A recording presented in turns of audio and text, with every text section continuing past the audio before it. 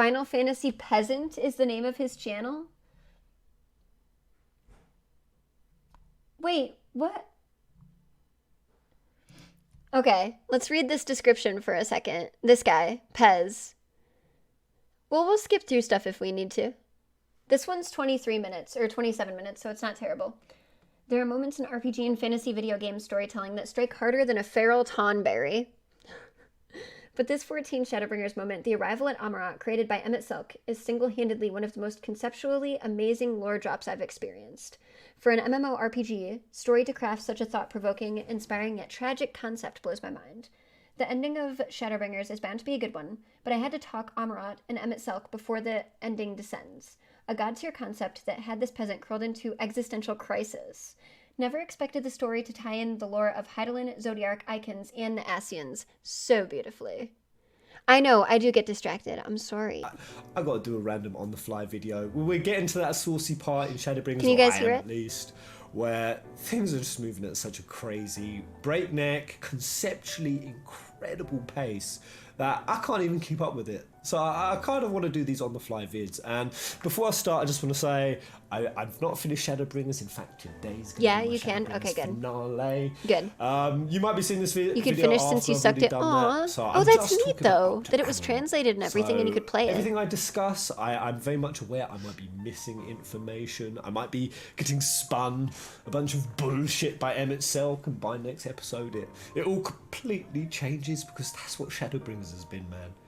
Every stream has just been one crazy U-turn after another. That is so That's how I felt too. Titillating.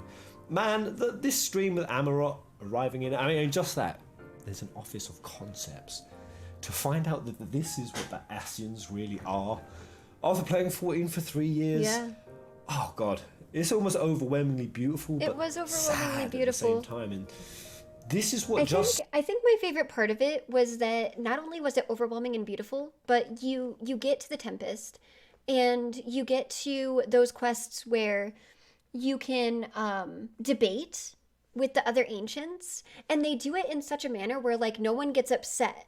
And then it's just like facts upon facts upon facts. And most of it like wasn't even opinion. It was like, okay, I'm taking this stance and this is why. Okay, I'm taking this stance and this is why. And then you get to participate, and you can either pick a stance or you can have like your own stance. And every single way they speak is just with so much respect for each other. And the fact that they're able to do that and not have like that offense or get upset was just one of the coolest things that I thought of in The Tempest. Because it was like, it really showed you how much, it showed you what Emmett meant when he said that, you know, we are on a different tier. Like, would people on the source sacrifice themselves like we did, you know? Or, and our argument was, well, we don't have to sacrifice ourselves. Like, we would never have to. We would try to find a different way, you know? But like, this was so good. This was so good. It was amazing. And it really just showed what Emmett meant to convey, essentially, which is why I liked it so much. And it's just like the only things that were kind of odd, but like a really good side story, was hearing about like the Quetzalcoatl, you know, or hearing that they had monsters that had escaped that they were working on that was like all for science. It was just, it's amazing. It's so good. The area of Amaurot, this giant humanity city, does need that. The scale of which is just incredible, is so beautiful. Yoshi P and the team. Holy shit, guys. With the music, and like the ticking clock, just watching this ancient race that sort of lived in paradise. And this is what their last days before the calamity. It was like, and so Emet-Selch have you guys ever watched, or have you ever read The Giver, or 1984, or what was the other one, Anthem? Have you guys ever read those books? All right, sounds good, Miser, and thank you so much. I'll be on for a bit. Not the experimental creatures escaping. Yeah, that's what I meant, the debating. But like, so in all of those books, they try to create like a utopia. And it doesn't actually work. There's always, because they try to have too much control over everything. And it's like a big brother scenario. But they try to have that.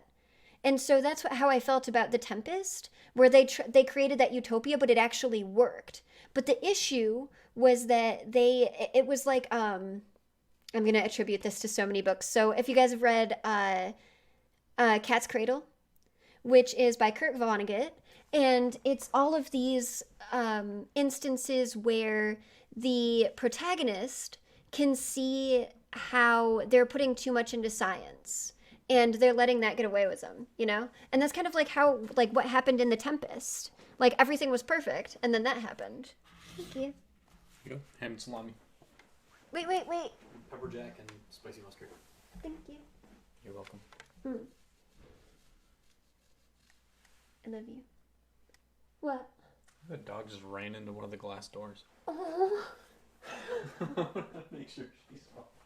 Right? I always thought it would be cool if we were the bad guys, or if we did like all of these good things, and then all of the good things that we did ended up bringing about the next calamity. Like, we thought we were helping, and everybody else thought we were helping, but we actually weren't. I thought that would be a really cool twist. But anyway, back to the video.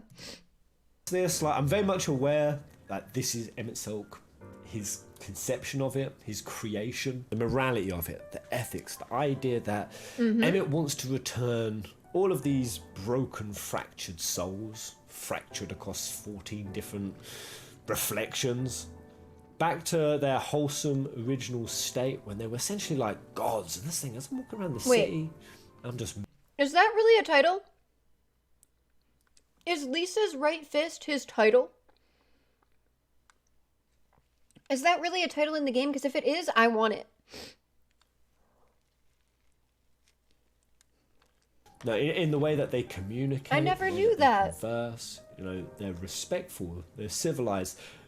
What passes for conversation in this place is actually substantive versus the shit posting. That's exactly what I just said. You know, having a conversation. They all seem very understanding, very nurturing. You've got the elders and they guide the younger ones. Cheek to cheek is the achievement? They genuinely seem happy. All of them get to express their true creative potentials, insights, intuitions. Like, it's nurtured. And as I'm going through it, I'm thinking, oh man, I'm being quite envious of certain aspects of like, oh, why can't we do things like this? Why can't we do things like that? Why can't we manage our societies in these kind of utopian stuff? But that's the thing. It's supposed to make you feel that way. You're supposed to be like, oh my god, this is absolutely perfect. I can't believe it. And then the other thing is, too, like, the reason why the buildings in the Tempest are so big is because it's supposed to make you feel small. Like, it's just amazing. Every single thing that they did for this is absolutely amazing. The quest, Lady in Red, and that's part of the MSQ.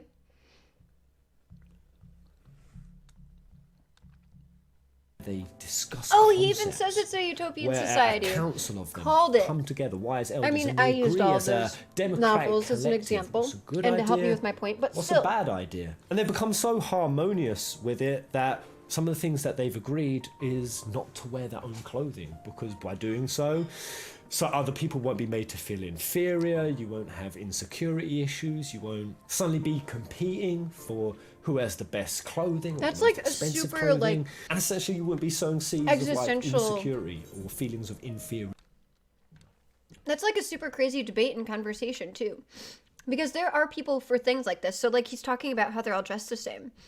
Like, one of the big things that people would debate about is like whether or not people should be able to have like that freedom of expression with like clothing that they wear to school, or if uniforms are better, because it takes less of the mindset and less people would get picked on about not having to have like you know, all of the clothes that you purchase, and whether or not like some were more expensive or if they were in at the time and you would just wear like your outfit. So it's kind of cool that this is in the game, like it's portrayed in the game.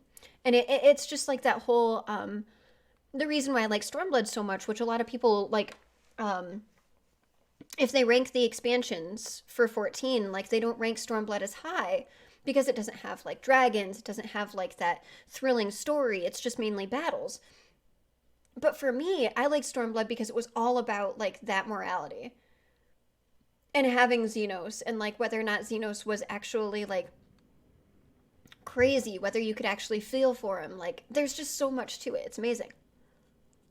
superiority. And that's how they've created this paradise. And even just that concept there, I was like, holy shit, but not being able to dress yourself as an individual, not being able to stamp your own identity, your own and different people feel different ways. It's amazing. It felt so sad. It felt so obviously detached from my human nature. And I literally went off stream and I was asking like Tash and my mates on that exact point. I was like, do you think it would be a good idea if we all just dress the same? And man, each of them gave me a wildly different answer. Some of Which them is were amazing. Like, no, some were like, maybe. And I consider even like perspectives on the subject are amazing too. Like that's what I think is fun.